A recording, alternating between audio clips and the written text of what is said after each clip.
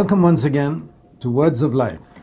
ஜீவ வார்த்தைகள் நிகழ்ச்சிக்கு உங்களை வரவேற்பதிலே சந்தோஷப்படுகிறோம். The words of life are found in the Bible. ஜீவ வார்த்தைகள் வேதத்திலே காணப்படுகிறது. And as we study through it, we can discover those words. நாம் இந்த வேதத்தை படிக்கும் பொழுது அந்த வார்த்தைகளை நாம் கண்டுபிடிக்கலாம். There's life in every book of the Bible. வேதத்திலே உள்ள ஒவ்வொரு புத்தகத்திலேயும் ஜீவன் உண்டு. And that's what we are trying to discover. அதைத்தான் நாம் கண்டுபிடிக்க போகிறோம். The message that each book of the Bible has for our time and our day. ஒவ்வொரு புத்தகத்திலும் நம்முடைய காலத்துக்கும் நம்முடைய நேரத்துக்கும் ஏற்றவாறு உள்ள செய்திகளை நாம் தியானிக்கிறோம். Today we reach the book of Esther. இன்றைக்கு நாம் எஸ்தர் புத்தகத்துக்கு வந்திருக்கிறோம். Esther is one book in the Bible where the name of God is never mentioned. தேவனுடைய பெயரே சொல்லப்பட்டிராத ஒரு புத்தகம் இருக்குமேயானால் அதுதான் அந்த எஸ்தர் புத்தகம். It's the only book of the Bible. இந்த ஒரே புத்தகம் தான் தேவனுடைய பெயர் இல்லை. God is never mentioned. தேவனுடைய பெயர் ஒரு இடத்திலே கூட சொல்லப்படவில்லை. Even though the name of God is never mentioned, தேவனுடைய பெயர் அங்கே சொல்லப்படாவிட்டாலும் the hand of God working is everywhere. தேவனுடைய கரம் கிரியை செய்கிறதை நாம் எல்லா இடங்களிலும் பார்க்கிறோம். Prayer to God is never mentioned in this book. தேவனிடத்திலே ஜெபிக்கிற ஜெபத்தை குறித்து இந்த புத்தகத்திலே இல்லை. Fasting is mentioned. உபவாசம் சொல்லப்பட்டிருக்கிறது. In Song of Solomon, உன்னத பாட்டு புத்தகத்திலே, where the Lord's presence is everywhere as the bridegroom, அங்கே மணவாளனை போல தேவனுடைய பிரசன்னம் அங்கே சித்தரிக்கப்பட்டிருக்கிறது. Here he is totally invisible.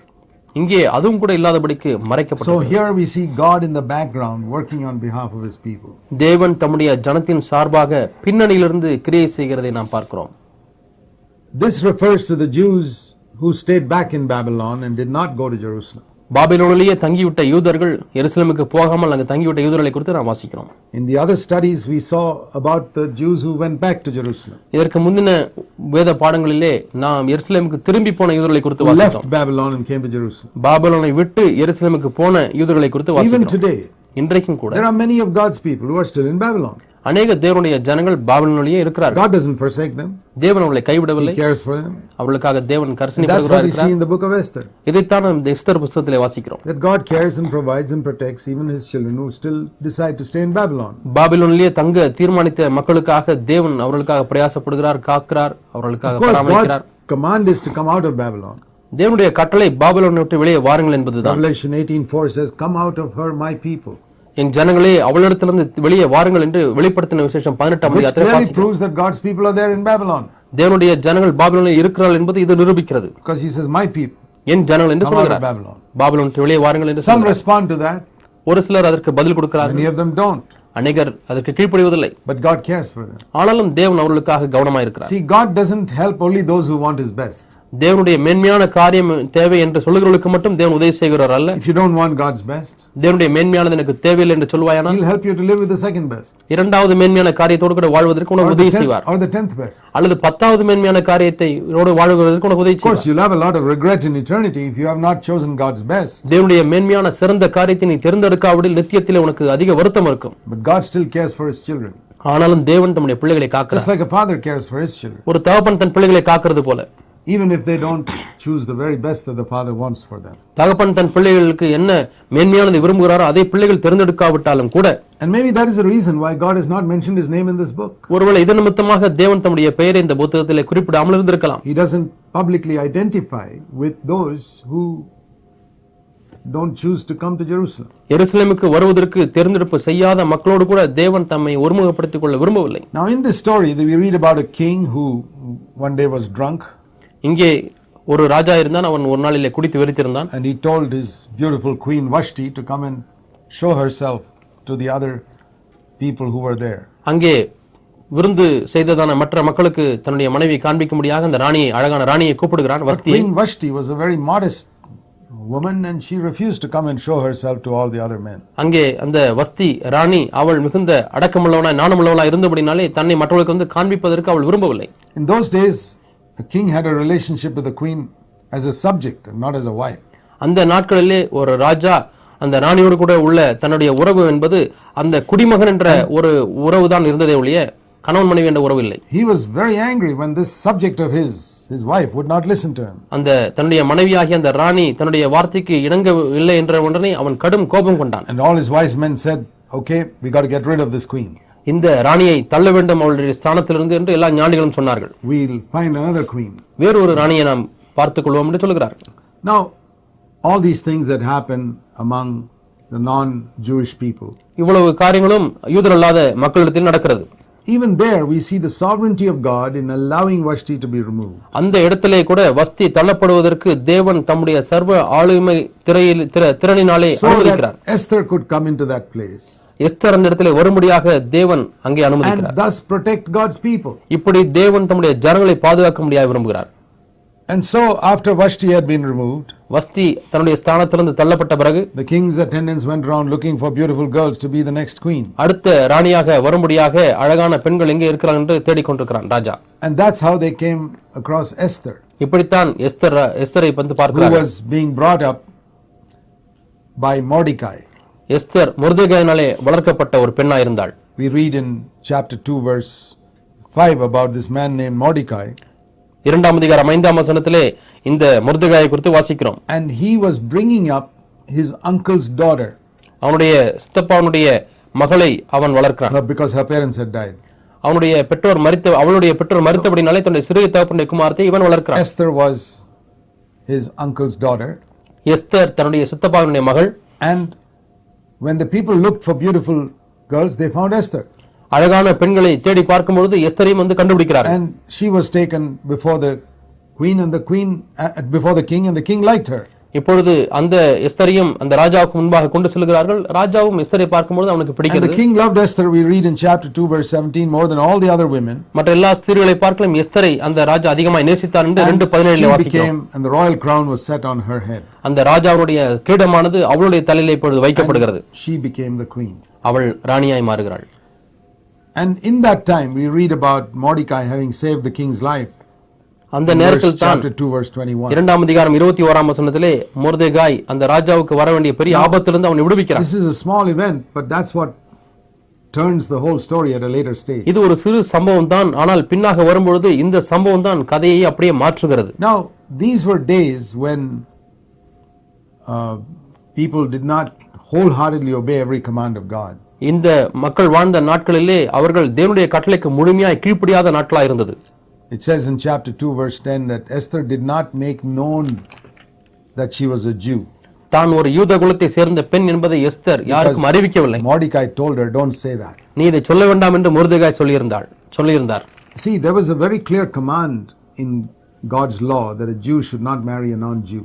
ஒரு யூத குலத்தை சேர்ந்த ஒரு மனிதனோ மனுஷியோ யூதர் அல்லாத இனத்திலே உள்ளவர்களை திருமணம் செய்யக்கூடாது என்று தேவனுடைய பிரமாணம் இருந்தது. People who live in Babylon tend to compromise those laws. ஆனால் பாபிலோனிலே வாழக்கூடியவர்கள் இந்த பிரமாணங்களிலே சற்று ஒத்து போகிறார்கள். And so since the prospective husband was a king, Mordecai said, okay, let her get married to him. அவளுக்கு வரக்கூடிய கணவன் ஒரு ராஜாவா இருந்தபடினாலே மொர்தெகாய் அதற்கு அனுமதிக்கிறான். People like Daniel would stand against the king even for small things. தானியேலை போன்ற மக்கள் சிறு காரியத்துக்காக கூட ராஜாவை எதிர்த்து நிற்பார்கள். So even though God used Esther, எஸ்தரை தேவன் பயன்படுத்தினாலும் கூட she didn't honor God by saying, I'm not supposed to marry a non-Jew. நான் யூதர் அல்லாத ஒரு நபரை திருமணம் செய்ய மாட்டேன் என்று சொல்லி தேவனை கனப்படுத்தவில்லை. That's something we got to bear in mind. அதை நாம் மனதிலே வைத்துக் கொள்ள வேண்டும். These were people who were not wholehearted. இவர்கள் எல்லாரும் முழு இதயம் இல்லாதவர்களாய் தான் இருந்தார்கள். God still cared for them. ஆனாலும் தேவன் அவர்களை காத்தார். Because he loves his people. ஏனென்றால் அவர் தம்முடைய ஜனங்களை நேசிக்கிறார். And in chapter 3 we read about this man who was like the prime minister of that country. 3ஆம் அதிகாரத்திலே அந்த நாட்டின் பிரதம மந்திரியை போல இருக்கக்கூடிய ஒரு மனிதனை நாம் வாசிக்கிறோம். His name was Haman. அவனுடைய பெயர் ஆமான்.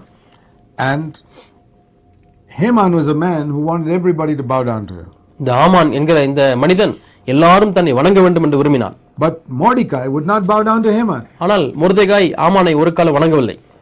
And that really upset him. அது உண்மையாலுமே இவனை கலக்கமடைய செய்தது. So when he discovered that Mordecai was a Jew, மொர்தெகாய் ஒரு யூதன் என்று இவன் கண்டுபிடித்த உடனே he decided to get rid of all the Jews in the country. அந்த தேசத்தில் இருக்கக்கூடிய எல்லா யூதர்களையும் தீர்த்து கட்ட வேண்டும் என்று விரும்பினான். So he went to the king. ராஜாவிடத்திலே போகிறான். He said there's a group of people in this country, chapter 3 verse 8, who don't observe your laws. உம்முடைய பிரமாணங்களை கைக்கொள்ளாத ஜனங்கள் இந்த தேசத்திலே உண்டு என்று சொல்லி ராஜாவிடத்திலே போய் புகார் சொல்கிறான். So he said, let pass an order that they should all be destroyed. அவர்கள் எல்லாரும் அழிக்கப்பட வேண்டும் என்று சொல்லி ஒரு உத்தரவு பிறப்பிக்க வேண்டும் ராஜா என்று கேட்கிறான். And he even gave some money to get this job done. இந்த வேலையை செய்வதற்கு chapter 3 verse 9. 3ஆம் அதிகாரம் 9ஆம் வசனத்திலே பார்க்கிறோம். அதற்காக கொஞ்சம் காசு காரியக்காரர் கையிலே பணத்தையும் கொடுக்கிறான். And then these letters were sent out all over the country saying all Jews must be killed, young, old, women, children. சிறியோர் பெரியோர் பெண்கள் ஆண்கள் எல்லா யூதர்களும் கொல்லப்பட வேண்டும் என்ற அந்த உத்தரவு எல்லா இடங்களுக்கும் அனுப்பப்படுகிறது. And Mordecai heard about this new law. மொர்தெகாய் இந்த புது உத்தரவை கேள்விப்படுகிறான். So he sent a message to Esther. ஆகவே அவன் எஸ்தருக்கு ஒரு செய்தி அனுப்புகிறான். And told her what was happening. என்ன நடக்கிறது என்பதை சொல்லுகிறான். That your people are all going to be killed. உடைய ஜனங்கள் எல்லாரும் இப்பொழுது கொல்லப்பட போகிறார்கள் என்று எஸ்தருக்கு செய்தி So you அனுப்புகிறான். better go and speak to the king. ஆகவே நீ ராஜாவிடத்திலே போய் பேசு. And Esther said, you know, the king is such that nobody can go to him unless you're called. அழைக்கப்படாவிட்டால் யாருமே ராஜாவிடத்திலே போக முடியாது என்று உங்களுக்கு தெரியுமா என்று எஸ்தர் மறு உத்தரவு சொல்கிறாள். And Mordecai gives a beautiful reply to Esther. எஸ்தருக்கு அருமையான ஒரு பதிலை மொர்தெகாய் In சொல்கிறார். chapter 4 verse 13 and 14. 4ஆம் அதிகாரம் 13-14 In வசனங்கள். verse 14 he says, who knows whether last part whether you have not come to this kingdom for such a time as this. இப்படிப்பட்ட காலத்துக்கு உதவியா இருக்கும்படி உனக்கு ராஜ்ய மேன்மை கிடைத்திருக்கலாமே யாருக்கு தெரியும் என்று God சொல்கிறார். has allowed you to come here for this purpose. இந்த நோக்கத்துக்காக தேவன் ஒருவேளை இந்த இடத்திற்கு உன்னை கொண்டு வந்திருக்கலாம். So Esther says, okay, சரி let's என்று எஸ்தர் சொல்கிறாள். tell everybody to fast for me and I'll also fast for 3 days. 3 நாட்கள் எல்லாரும் உபவாசிக்க சொல்லுங்கள் என்று சொல்கிறாள். அவளும் உபவாசிக்கிறாள். And that God will give me favor before the king. ராஜாவுக்கு முன்பாக கர்த்தர் எனக்கு தயை கிடைக்க She பண்ணுவார் என்று doesn't சொல்கிறாள். mention God. கர்த்தர் என்று தேவனை பற்றி சொல்லவில்லை. It's understood that that's what she meant. அவள் அதைத்தான் அர்த்தப்படுத்தியிருக்கிறாள் என்று நாம் புரிந்து கொள்ளலாம். Beautiful words in chapter 4 verse 16. 4ஆம் அதிகாரம் 16ஆம் வசனம் மிகவும் அருமையான ஒரு If வாசகம். I perish, I perish. நான் செத்தாலும் She சாகிறேன். was willing to take a risk to save God's people. தேவனுடைய ஜனங்களை பாதுகாக்கும்படியாக அவள் ஒரு பெரிய வாழ்க்கையே பணயமாய் வைக்கிறாள். Right from chapter 1 to the end of this book, 1ஆம் அதிகாரம் முதல் முடிவு வரை you don't see the mention of God at all.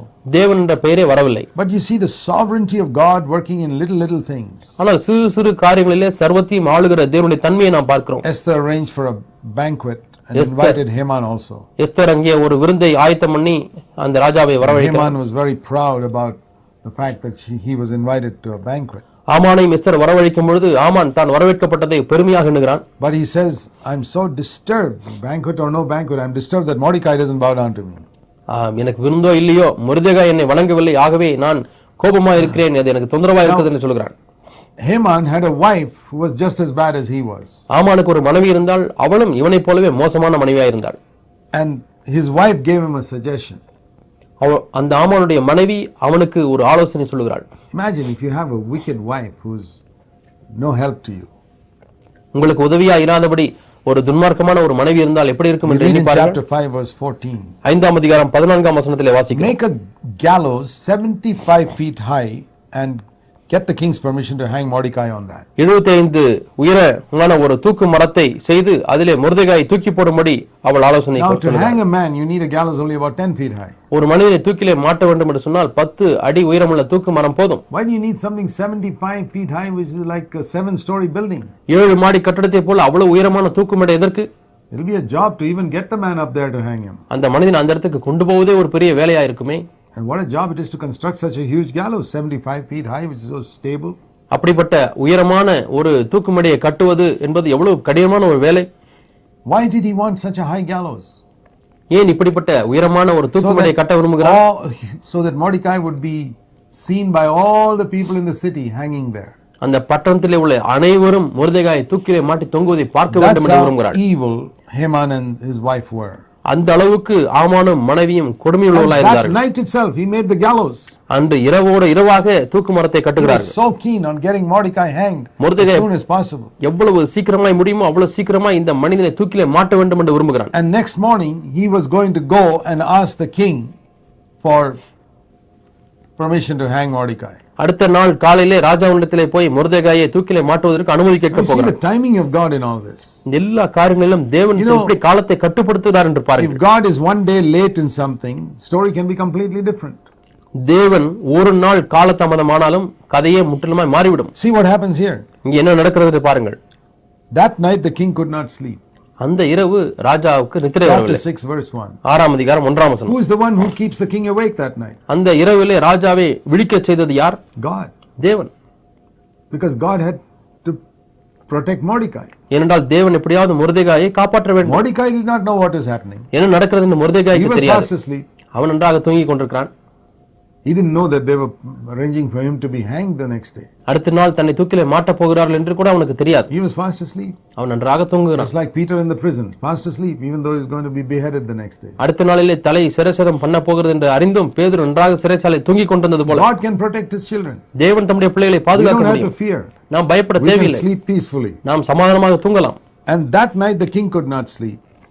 அந்த இரவிலே ராஜாவால் தூங்க முடியவில்லை. So he says, okay, let's read the history books of the empire. இப்பொழுது ராஜாவுடைய கால வர்த்தமானங்களை வாசிப்போம் என்று சொல்லி keep on reading the whole night and the king can't get sleep the whole night. அந்த இரவு முழுதுமாய் அந்த வர்த்தமானம் வாசிக்கப்படுகிறது டைரியை போல. And then around 6 o'clock in the morning 6 மணி ஆகிவிட்டது.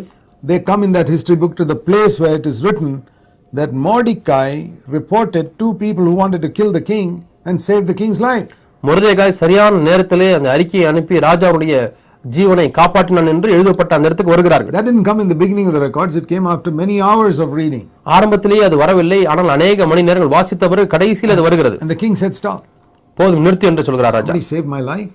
யார் என்னுடைய ஜீவனை காப்பாற்றினார்களா? What did we do to honor him? அவனுக்கு கனப்படுத்துவதற்கு என்ன செய்யப்பட்டது? The people read there, nothing was done. அங்கே வாசித்து பார்த்தால் அதை பற்றி ஒன்றும் எழுதப்படவில்லை. The king felt so bad, somebody saved my life and I didn't honor him in any way. என்னுடைய ஜீவனை காப்பாற்றிய ஒருவனுக்கு நான் இன்னும் கனம் செய்யவில்லையா என்று வருத்தப்பட்டான். நான் அவனை கனம் பண்ண வேண்டும் என்று சொன்னான். As he was thinking about it, அப்படி எண்ணிக்கொண்டிருக்கும் பொழுதே that very moment Haman verse 4 enters the palace. ஆமான் அந்த நேரத்திலே அரண்மனைக்குள்ளாய் பிரவேசிக்கிறான். You see the timing of God here. இங்கே தேவனுடைய காலத்தை கட்டுப்படுத்துகிற காரியத்தை பாருங்கள்.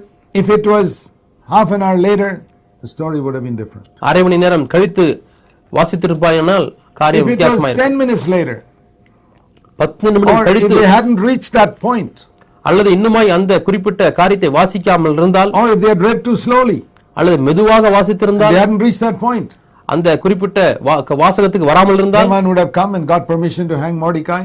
ஆமான் அதற்குள்ளாக ராஜாவிடத்தில் வந்து அனுமதி வாங்கி மொர்தெகாய் தூக்கிலே மாட்டி Mordecai would have been hanged before they came to read this part of the story. இந்த கதையினுடைய இந்த பகுதி வருவதற்கு முன்பதாகவே அந்த வர்த்தமானத்திலே இந்த பகுதிக்கு வருவதற்கு முன்பதாகவே மொர்தெகாயை தூக்கிலே மாட்டியிருப்பார்கள். We see the sovereignty of God. இங்கே தான் தேவனுடைய சகலத்தையும் ஆளும் தன்மையை பார்க்கிறோம். இது நமக்கு நம்முடைய உற்சாகத்துக்கு எழுதப்பட்டிருக்கிறது. The same God is working on your behalf and my behalf. அதே தேவன் உங்கள் சார்பாகவும் என் சார்பாகவும் கிரியை செய்து கொண்டிருக்கிறார். So as soon as the king comes, ராஜா வந்தவுடனே, as soon as Haman comes to the king, ஆமான் ராஜாவிடத்தில் வந்தவுடனே, before Haman could speak, ஆமான் பேசுவதற்கு முன்பதாக, the king is thinking of Mordecai.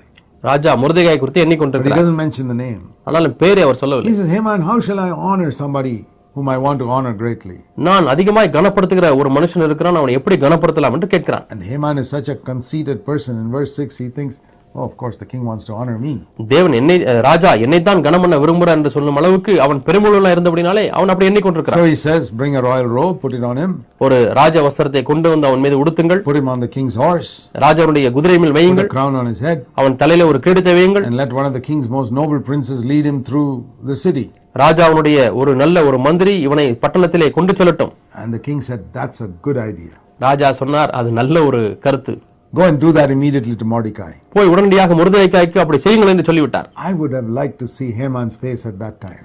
அந்த நேரத்திலே ஆமானுடைய முகம் எப்படி இருந்திருக்கும் என்று நான் பார்க்க விரும்புகிறேன். What a surprise he must have got. அவனுக்கு எவ்வளவு ஒரு அதிர்ச்சியா இருந்திருக்கும். He's come here to hang Mordecai. மொர்தெகாய் தூக்கிலே மாட்டுவதற்காக அனுமதி வாங்க வருகிறான். Permission for that. அனுமதி வாங்க வருகிறான். And now he has to go back and honor Mordecai. இப்பொழுது அவன் போய் மொர்தெகாயை கனப்படுத்த வேண்டும். And Haman went back home and told Zeresh all that happened. ஆமான் வீட்டிலே தன்னுடைய மனைவி சிரேஷனிடத்திலே சொல்லுகிறான் he had to take Mordecai on horseback like this. மொர்தெகாய் இப்பொழுது குதிரையை வைத்து நான் கொண்டு போக வேண்டும் என்று சொல்லுகிறான். He felt so ashamed. அவளும் அதிகமாய் வெட்கப்பட்டான். And then it came time for the second banquet that Esther had arranged. இப்பொழுது எஸ்தர் இன்னொரு இரண்டாவது விருந்து ஆயத்தம் பண்ணுகிறாள். And this time Esther tells the king. இந்த முறை எஸ்தர் ராஜாவினிடத்தில் சொல்கிறாள், there is a person here who wants to kill all my people. என்னுடைய ஜனங்கள் எல்லாரையும் கொல்லுவதற்கு இங்கே ஒரு மனிதன் இருக்கிறான். King Ahasuerus said, who is he? அவன் யார் என்று ராஜா சீரியஸாக கேட்கிறான். He said, it's this Haman. அவன்தான் இந்த ஆமான். And Haman, the king, got very angry. ராஜா மிகவும் கோபப்பட்டான். And Haman fell down at Esther's feet and said, please forgive me. ஆமான் எஸ்தருடைய பாதத்தில் விழுந்து என்னை மன்னித்துக் கொள் என்று சொல்லி மன்னிப்பு கேட்கிறான். Then somebody told the king, this man has built a 75-foot gallows. யாரோ ஒருவர் இந்த ராஜாவிடத்திலே பெரிய தூக்கு மரத்தை கட்டி இருக்கிறார் என்று சொல்கிறான். The king said, hang him on it. அதிலே இவனை தூக்கு மாட்டுங்கள் என்று they hanged Mordecai. They hanged Haman instead of Mordecai. மொர்தெகாய்க்கு பதிலாக ஆமானை அங்கிலே தூக்கிலே மாட்டினார்கள். And Mordecai escaped. The gallows that was prepared for Mordecai, Haman was hanged on it. மொர்தெகாய்க்கென்று ஆயத்தம் பண்ணின அந்த தூக்கு மேடையிலே இப்பொழுது ஆமான் தூக்கிலே இடப்படுகிறான். See how God turned the tables? தேவன் எப்படி அந்த பந்தியை மாற்றி விடுகிறார் பாருங்கள். And the whole thing turned over little events. சிறு சிறு சம்பவங்களின் மூலமாகத்தான் முழு காரியங்களும் அப்படியே மாறிவிட்டது. On one little thing that the king could not sleep one night. ஒரு சிறு காரியம், ராஜா அந்த இரவிலே தூங்க முடியவில்லை. And that the reading of the records came right up to the correct point when Haman came in. ஆமான் உள்ளே வரும் சற்று முன்பாக அந்த மொர்தெகாயை வாசிக்கிற காரியம் வந்தது. What do we learn from this? இதிலிருந்து நாம் என்ன கற்றுக்கொள்கிறோம்? God is so sovereign over the small things like this. இதுபோல சிறு சிறு காரியங்களிலே தேவன் ஆளுகை செய்கிறவராய் இருக்கிறார். Even a king not able to sleep. ஒரு ராஜா தூங்க முடியவில்லை. That's how the whole table turned in this story. இப்படித்தான் கதை அப்படியே மாறிவிட்டது. Haman wanted Mordecai to kneel down before him. ஆமான் மொர்தெகாய் தனக்கு முன்பாக வணங்க வேண்டும் என்று விரும்பினான். And what do we see here? இங்கே நாம் என்ன பார்க்கிறோம்? Haman kneeling down before the Jewish queen Esther. அந்த யூத ராணியான எஸ்தருக்கு முன்பாக ஆமான் வணங்குகிறான். He wanted to hang Mordecai on a gallows and he hangs on it. மொர்தெகாயை அந்த தூக்கு மரத்திலே மாட்ட வேண்டும் என்று விரும்பினான், ஆனால் இவனே அதிலே மாட்டப்படுகிறான். The book of Proverbs says that the pit you dig for another, you will fall into it yourself. தான் வெட்டுகிற குழியிலே தானே விழுவான் என்று நீதிமொழிகளிலே ஒரு வசனத்தை வாசிக்கிறோம். So we see how God can work mightily on our behalf. ஆகவே தேவன் நம்முடைய சார்பாக எவ்வளவு வல்லமையாய் கிரியை செய்ய முடியும் என்று Sovereignty பார்க்கிறோம். controls all big kings and small little things. பெரிய ராஜாவையும் தேவன் கட்டுப்படுத்துகிறார், சிறு சிறு காரியங்களையும் தேவன் But there கட்டுப்படுத்துகிறார். was one more problem. ஆனால் இன்னொரு பிரச்சனை இருக்கிறது. These rulers those days had a law called the law of the Medes and Persians which could never be changed. அங்கே மீதிய பெர்சியா என்றதான ஒரு பிரமாணங்களை வைத்திருந்தார்கள். அந்த பிரமாணத்தை மாற்ற முடியாமல் இருந்தது. They couldn't cancel something even when they realized it's wrong. அது தவறா இருக்கிறது என்று எண்ணினாலும் கூட, உணர்ந்தாலும் கூட அதை அவர்களால் நீக்க முடியவில்லை. There we see a vast difference between man's laws and God's laws. தேவனுடைய பிரமாணங்களுக்கும் மனிதனுடைய பிரமாணங்களுக்கும் எவ்வளவு வித்தியாசத்தை நாம் God பார்க்கிறோம். said Nineveh will be destroyed if you don't repent. மனம் திரும்பாவிட்டால் நினிவே அழிக்கப்படும் என்று சொன்னார். When they repented, God changed his mind and didn't destroy them. அவர்கள் மனம் திரும்பின உடனே தேவன் தன்னுடைய தீர்மானத்தை மாற்றி விட்டார், அவர்களை அழிக்கவில்லை. But human laws are so rigid. ஆனால் மனுஷிக பிரமாணங்களோ அவர்கள் உறுதியாக இருக்கிறது. And we read here that the only way the king could help the Jews was this. அங்கே ராஜா யூதர்களுக்கு உதவி செய்யக்கூடிய ஒரே வழி இருந்தது. That the Jews should be ready to fight with their enemies when they come to kill them. அங்கே இவர்களை கொலை செய்ய வரும்போது யூதர்கள் தங்கள் சத்துருக்களோடு கூட சண்டை பண்ணுவதற்கு அவர்கள் ஆயத்தமாக இருக்க வேண்டும். No doubt, as a result, the king's people must have helped the Jews, and finally the Jews were able to destroy all their enemies. ராஜாவுடைய மக்கள் கண்டிப்பாக யூதர்களுக்கு உதவி செய்திருந்திருப்பார்கள். ஆகவே யூதர்களை கொலை செய்ய வந்த எல்லா சத்துருக்களையும் யூதர்கள் மேற்கொண்டார்கள். And this became a feast that the Jews celebrated. We read it's called the Feast of Purim. Purim என்றதான ஒரு விழாவாக ஜனங்கள் அதை கொண்டாடினார்கள் யூதர்கள். And the Lord, we read in chapter 9, vindicated and supported his servant Mordecai. மொர்தெகாயை தேவன் அவன் பக்கமா இருந்து அவனை தாங்கினார். And we read that towards the end of the chapter, in chapter 10 verse 3, Mordecai was next to King Ahasuerus and in favor with the multitude, and one who sought the good of his people and spoke for the welfare of his whole nation. 10 அதிகாரம் 3 வசனத்திலே பார்க்கிறோம், யூதனாகிய மொர்தெகாய் ராஜாவாகிய அகாஸ்வேருக்கு இரண்டாவதாக இருந்தான். யூதருக்குள் பெரியவனாய் இருந்தான், திரளான சகோதரருக்கு பிரியமானவனாய் இருந்தான், ஜனங்களுடைய நன்மையை நாடி அவர்கள் எல்லாருக்கும் உதவி செய்கிறவனாய் சமாதானம் உண்டாக்குறவனாய் இருந்தான். The position that Haman lost, ஆமான் இழந்த அந்த ஸ்தானத்தை Mordecai got. Mordecai பெற்றுக்கொண்டான். It's an amazing reversal of the original plot that Haman planned. ஆமான் திட்டம் தீட்டியிருந்த அந்த சதி திட்டம் அப்படியே தலைகீழாய் மாறிவிட்டது. And that is a picture of how God can help us also in our time. நம்முடைய காலங்களிலேயும் கூட தேவன் இப்படி உதவி செய்ய முடியும் என்பதற்கு அடையாளமாக God watches over his people. தேவன் தம்முடைய மக்களை காக்கிறவராய் The thing இருக்கிறார். that encourages us here is that even though these people were not wholehearted, God still watched over them. நம்மை உற்சாகப்படுத்துகிறதான காரியம் என்னவென்றால், இங்கே இருக்கிற யூதர்கள் முழு இருதயமுடையவர்களாய் இல்லாதிருந்தாலும் கூட தேவன் அவர்களை தொடர்ந்து காக்கிறவராய் And இருக்கிறார். Mordecai becomes a ruler just like Daniel. தானியேலை போல மொர்தெகாயும் ஒரு அரசாளுகிறவனாக மாறுகிறான். If God be for us, who can be against us? தேவன் நம் பட்சத்தில் இருந்தால் நமக்கு எதிராக இருப்பவன் யார்? And if we can trust him, நாம் மட்டும் அவரை நம்பினால் we can believe that he will work secretly behind the scenes even when we are sleeping. நாம் தூங்கிக் கொண்டிருக்கும் பொழுது கூட ரகசியமாக தேவன் பின்னணியில் இருந்து நமக்காக கிரியை செய்து Our கொண்டிருப்பார். enemies who plan so many things against us will not succeed. நமக்கு விரோதமாய் பல சதி திட்டங்களை தீட்டிக் கொண்டிருக்கிற சத்துருக்கள் அவர்கள் மேற்கொள்ள முடியாது. So if you don't see God visibly, don't worry, he's working on your behalf invisibly. ஆகவே கண்ணுக்கு தேவன் தெரியவில்லையே என்று நீங்கள் உணர்ந்தாலும் தேவன் கண்ணுக்கு தெரியாத விதத்திலே நமக்காக கிரியை செய்து கொண்டிருக்கிறார். Let's trust him. நாம் அவரை நம்புவோம். Amen. ஆமென்.